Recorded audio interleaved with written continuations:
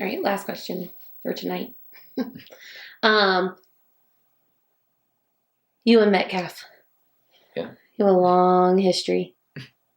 I mean, from Virginia Tech to Iowa, training together, sleeping in the same hotel room while you're in the same bracket. I just want you to talk about that a little bit because, I mean, there wasn't many guys that were in the senior circuit as young as he was. No. And then you're in the same room. And, I mean, he called you're his daily bar every day. Yeah. Well, I mean, I think you need that. He raised my bar, too. I still remember our first workout. Came up during his senior summer, during our camps. And we worked out, and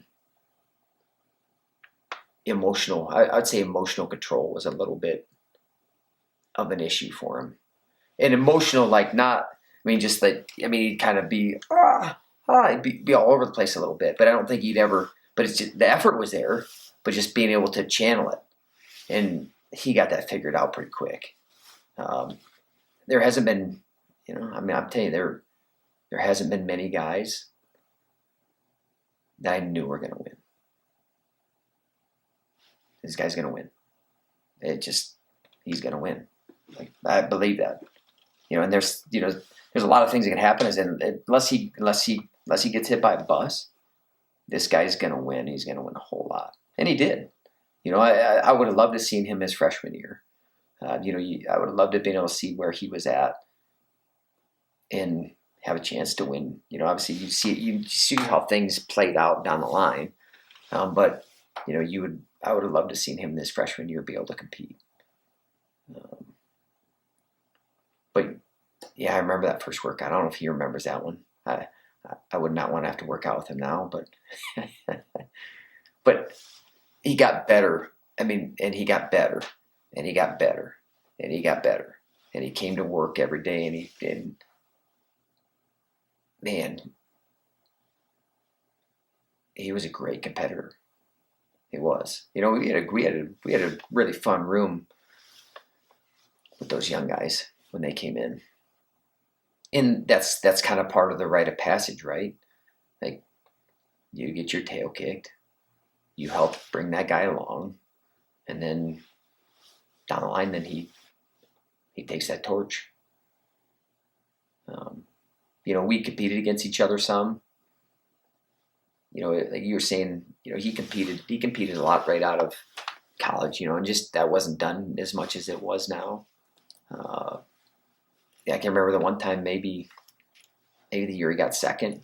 And I remember this as a coach, and I remember me and Tom, I think both sat down with him and were like, I think it'd be better if you don't compete this year. Just because all that stuff happened, and it wasn't because he was in my weight class. Like, I was still trying to think of looking out for him, as an athlete. I think he might have made the open finals that year. I think he made the finals that year. So and like, well, yeah, what do you guys know, really? I'll just make the open finals and do that. But it was something where I knew the guy was going to be really good. I knew it. I mean, and I think be great. And he had an incredible career.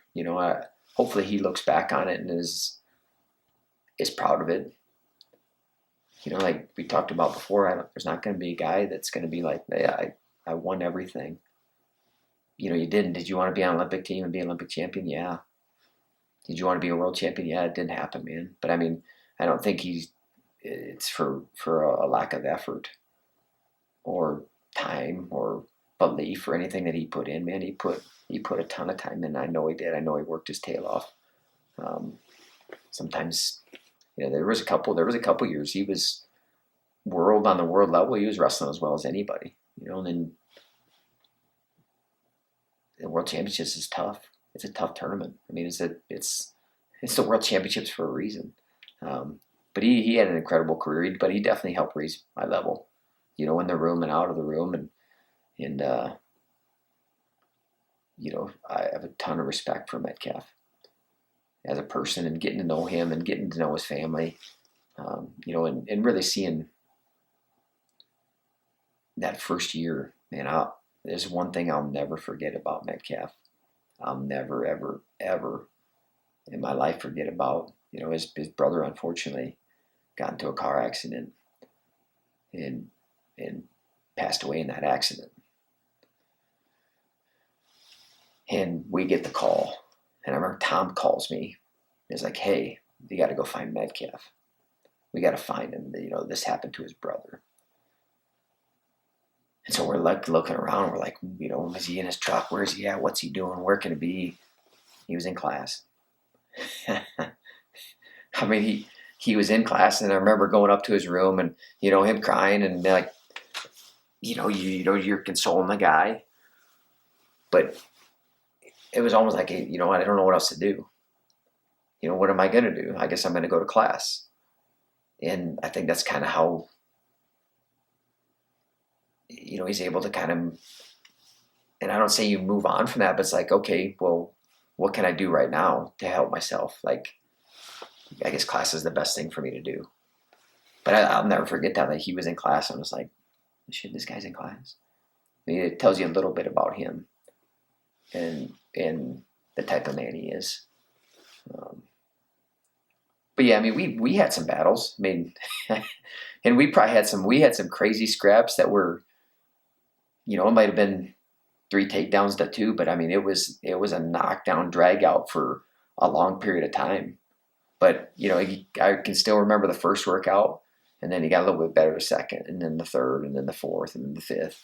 And then, he's one of the best guys in the country and the world. And being able to be a little part of that was, it was fun. I know things didn't finish, obviously, the way he would have wanted, but, man, that's wrestling. You put everything out there and you see where you land. But got a lot of respect for him.